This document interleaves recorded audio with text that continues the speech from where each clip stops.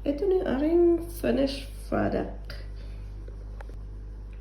Medyo mainit pa yung aking nilutong suman.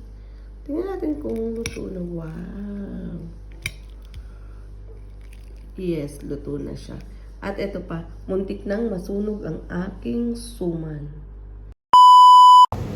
Tignan mo to, oh. Ito. Sabi. Oh, ito. Siguro maganda-ganda. Oo, kung malaki-laki to. Nakabili na ako ng daw ng saging. Ano siya? 375. Sabi ko 375. Yung asukal ko, wala akong brown sugar. Ang acid brown sugar. Dahil walang niyog, ito ang aking binili, makapuno. Wala kasing niyog. So, ito medyo mahal-mahal to. Dahil nga gusto mong kumain. O, ayan. Ito na. Doon ako magkano ito. Para ay nasa 8.17. Nakabili na rin ako ng pang suman. Inabot ang aking bayaran ng 26. So, ayan. Oh. 4 na peraso siya.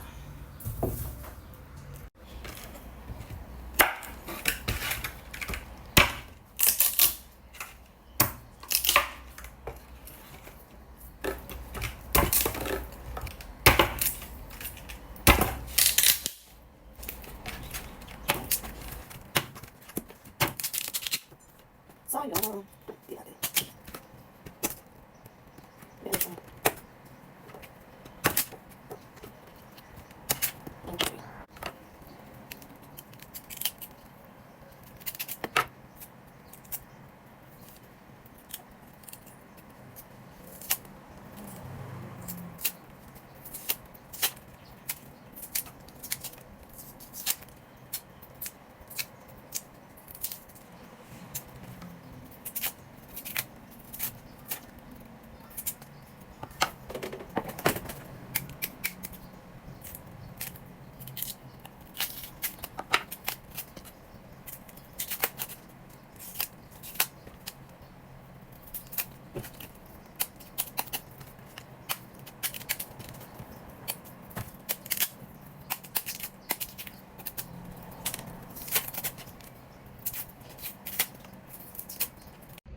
Nabalatan ko na nga itong balinghoy, ayan.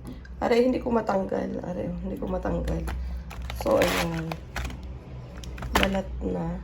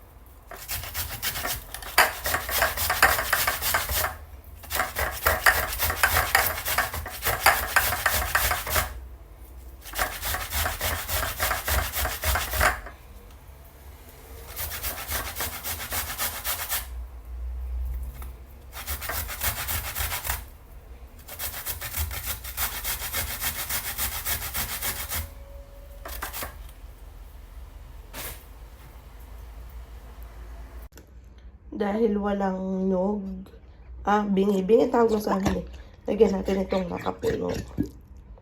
Yun, nilagay ko yung isang buong makapuno. Yan o. Tapos haluin ulit. Yan. Halo-halo lang.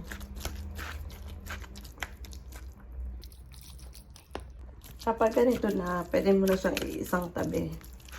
Yan, itabi muna natin. Ano yung dahon ng saging? Tingnan mo naman.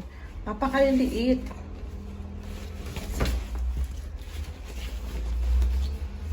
Yan, bali 5 peraso yung binili ko. Ayun naman. Oo. Hugasan ko pa at may dumi-dumi. Ang dahon ng saging. Yan, ating alaibin. Asa naman. Sa Mindoro, inakuha lang namin sa sagingan eh. Bago din eh, napakamahal. Sa Matungaw Elementary School. Kaya hanggat na yung aming baon na namin. Yung ko na yung kalan. Oh. Alaibin ko. Ari inalaib na garni. Para hindi makapunit pag ano. Pag binalot mo yung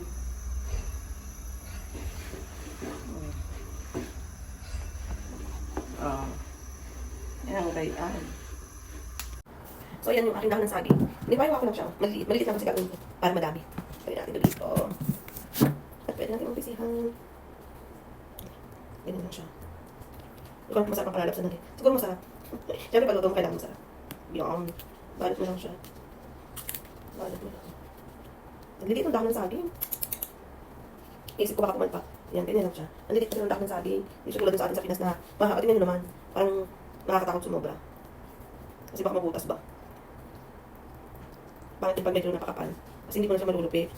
Yung dulo. Yan. Medyo na natin yung ating balot. Hindi ko pala nakakabuti na rin.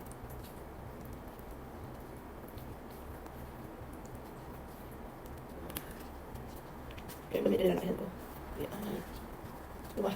Ang hirap palugin kapag lumalabas dun sa dulo. Yan. Ito pala yung tamang balot. Yan. Ito mo ito.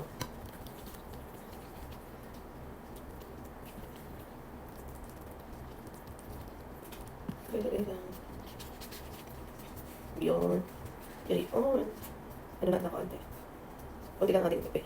Hihirapan ako kasi napakaliit ang dahon ng saging. Hindi siya comfortable doon sa atin. Alam niyo yun. Medyo tingnan mo naman. Medyo madami nagawa ko. Siguro i-steam ko na lang to. Yung tera. Hindi ko alam. Anong gagawin? Kasaba.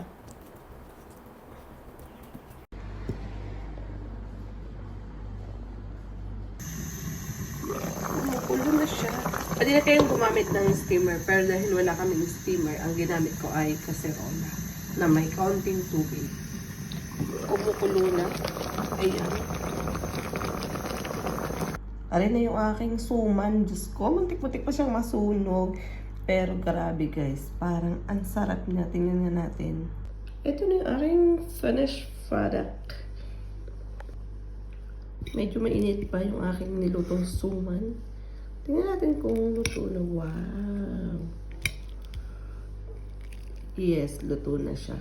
At ito pa, muntik nang masunog ang aking suman.